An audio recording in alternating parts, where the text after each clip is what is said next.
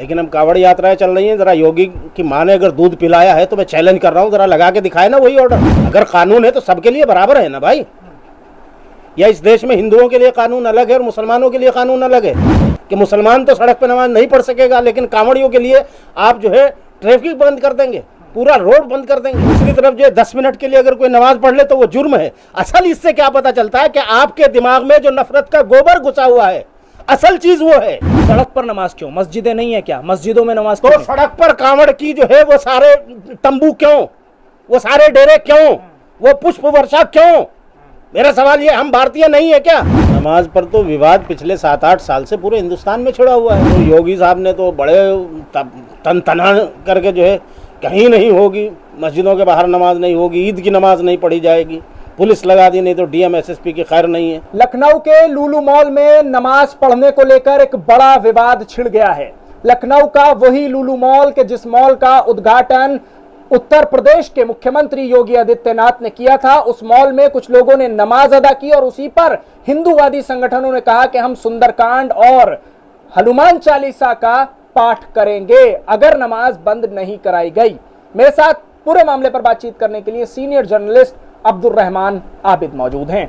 आबिद साहब, नमाज पर लखनऊ में विवाद छिड़ गया है, आप क्या कहना चाहते हैं इस पर? नमाज पर सिर्फ लखनऊ में थोड़ा ना विवाद है, नमाज पर तो विवाद पिछले 7-8 साल से पूरे हिंदुस्तान में छिड़ा हुआ है।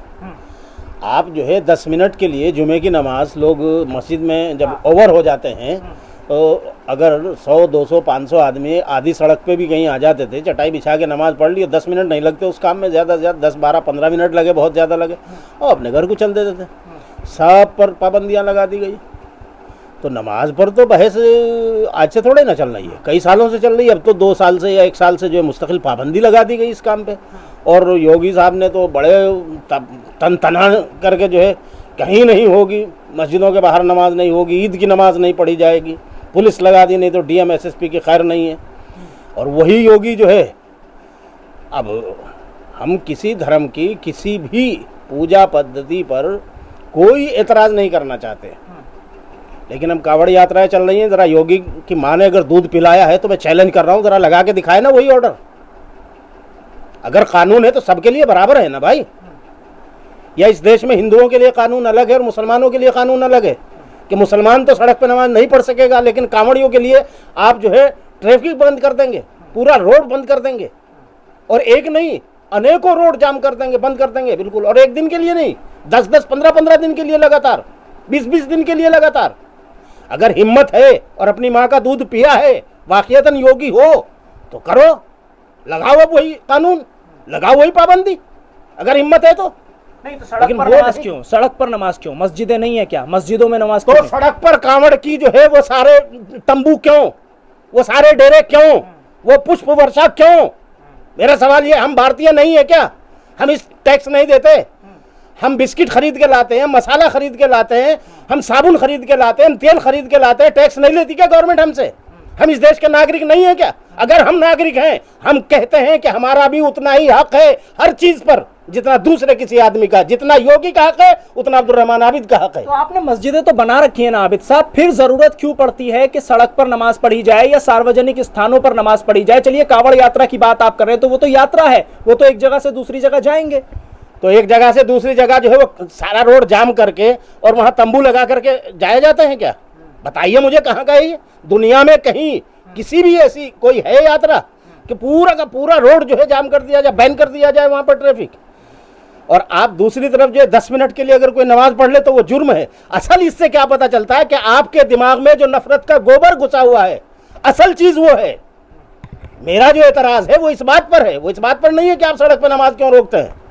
मैं तो ये कहता हूं कि अगर आपको 3 मरतबा भी कहीं नमाज पढ़नी पड़े मस्जिदों के अंदर, 3 मरतबा पढ़िए, लेकिन ट्रैफिक ऐसा जाम नहीं होना चाहिए कि किसी बीमार कोई वहां से गुजरता हो, ट्रैफिक जाम हो जाए आपकी वजह से और उसकी जान चली जाए। आप अपनी नमाज 2 बार पढ़िए, लेकिन उस बीमार की जान बचाइए, ये इस्लाम है।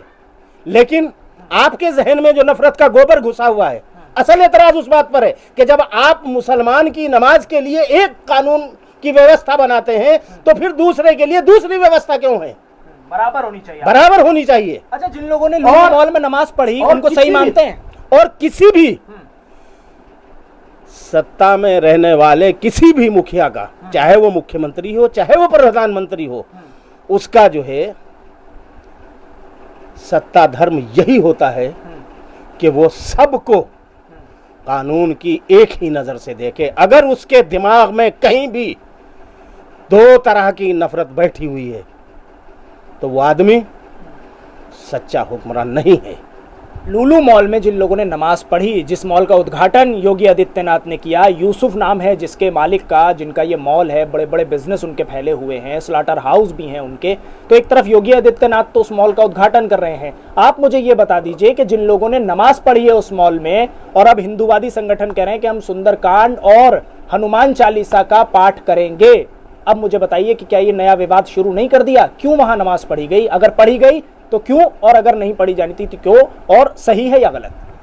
देखिए, पहली बात तो यह है कि वो मॉल जो है यूसुफ का है।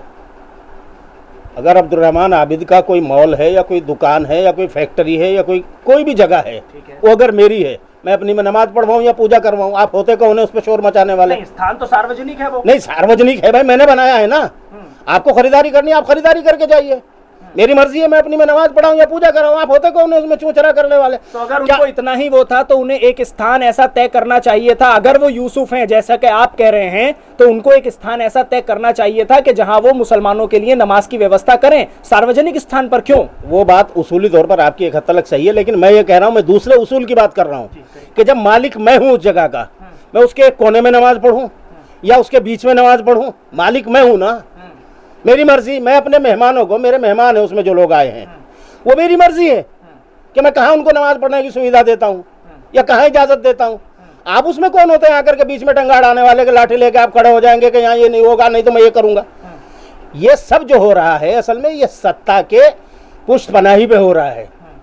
योगी हो या मोदी हो, इनकी सरकारों में यही तो हो रहा है कि जितने ये शरपसंद हैं, फितना फैलाने वाले हैं, दंगे फैलाने वाले हैं, फसाद फैलाने वाले हैं, इन लोगों को पीछे से पुश किया जाता है। ये लोग सत्ताधारी जो बड़े नेता हैं वो चुप होकर बैठ जाते हैं, इनको पुश कर देते हैं, आगे जाके उधम मचाते हैं। हिंदूवादी संगठनों का ये भी कहना है कि वहां जो स्टाफ रखा गया है उसमें 80% मुसलमान युवक रखे गए हैं और 20% जो रखी गई हैं लड़कियां, उनमें एक भी मुसलमान नहीं है, हिंदू लड़कियां रखी गई हैं। तो हिंदूवादी संगठन कहते हैं कि ये लव जिहाद की तरफ कदम बढ़ाया जा रहा है इस मॉल के जरिए। तो वो ना भेजे ना अपनी 20% लड़कियों को, क्यों जाने दे रहे वहां नौकरी करने के लिए? अगर उन्हें परेशानी है तो वो अपनी 20% जो लड़कियां वहां रखी हुई हैं, हिंदू लड़कियां हैं, तो वो रोक ले, उन्हें मना कर दें कि भाई यहाँ नौकरी मत करो, तुम यहाँ लो जिहाद होगा। तो वो यूसुफ अपने आप कहीं से जो है कि नसीमा लाएगा, शमीमा लाएगा, रशीदा लाएगा, खलीला लाएगा, जो भी लाएगा, मुसलमान लाएगा फिर वो कहीं से, अगर उसको जरूरत होगी तो। नहीं जरूरत होगी तो वो लड़कों से अपना काम चलाएगा। तो आपको अगर कहीं से तकलीफ है, ये थोड़ा ही ना है कि मैं अपने घर में क्या लगा रहा हूँ, किसको रखना हूँ अपनी फैक्ट्री में, कैसे कर रहा हूँ, आप जो है उस पर आकर के लठ लेकर के मेरे ऊपर सवार हो जाओगे। इसका मतलब ये थोड़ा है ना कि यहाँ पे जो है कोई कानून नहीं रहा, कोई संविधान नहीं रहा। भाई अक्सरियत अगर तुमने बना ली है, मेजोरिटी नहीं है, ये 15% है जिनकी हुकूमत है। बढ़िया ब्राह्मण पंडित जो है, बढ़िया ब्राह्मण ठाकुर, ये 15% हैं, बाकी सबको धोखा दे रहे हैं। ये फ्रॉडी लोग हैं, ये बेईमान लोग हैं। उसी यूसुफ के मॉल का भी आप ही ने अपने इंट्रो में भी कहा है कि, और मैंने वो बग्गी में भी देखा है सीन, घूम रहे हैं, योगी ने उसका उद्घाटन किया, योगी साहब ही जो उसका उद्घाटन करके आए हैं, और योगी के ही चेले चपाटे जो हैं वो जाकर के उसमें उधम मचा रहे हैं। तो ये दो मुहापन जो है ये बिल्कुल क्लियर होता है कि योगी जो है वो दो मुहे बिल्कुल उसकी तरह है कि एक से काटते हैं और एक को जो है नाच के दिखाते हैं कि वो बीन पे नाच रहा है, क्योंकि पैसे की बीन है। हजारों करोड़ रुपए लगा रहा है बंदा, कई हजार करोड़ रुपए लगा रहा है, 2000 करोड़ से ज्यादा का मॉल बनाया है उसने। तो एक तरफ तो आप उसकी पैसे की बीन पे नाच रहे हैं, लेकिन दूसरा रूप जो है आपका वो है कि वो पीछे से उनको पुश कर दिया और वो आकर के जो है डस रहे हैं। तो ये दो मुहापन जो है इसको ख़त्म करना पड़ेगा, वरना जिस तरह से आपने इस मुल्क से तकरीबन 1600 या 1700 कंपनियां जो हैं, विदेशी कंपनियां अब तक यहाँ से अपना सरमाया निकाल के भाग चुकी हैं। आपने इस देश को कंगाल बना दिया है, आर्थिक रूप से आप इसको श्रीलंका की डगर पर ले जा रहे हैं। आपको वो रवैया अपना बदलना पड़ेगा, अगर इस देश की आर्थिक व्यवस्था को आप चुस्त दुरुस्त रखना चाहते हैं और अगर आप नफरत की राजनीति करके केवल अपनी सत्ता के लिए इस देश की आर्थिक कमर तोड़ करके इस देश को बर्बाद करना चाहते हैं तो आपकी मर्जी है, मालिक है, शहंशाह हैं आप साहब, मोदी हो या योगी हो, सत्ता आपके पास है। पागल लोगों की टीमें आपको करोड़ों में मिली हुई हैं, वो आपके लिए जो है तोड़ फोड़, दंगा फसाद, बेईमानी, उधम हुड़दंग, मार काट सब कुछ तो कर रहे हैं। आप तमाशा देखते रहिए और करवाते रहिए।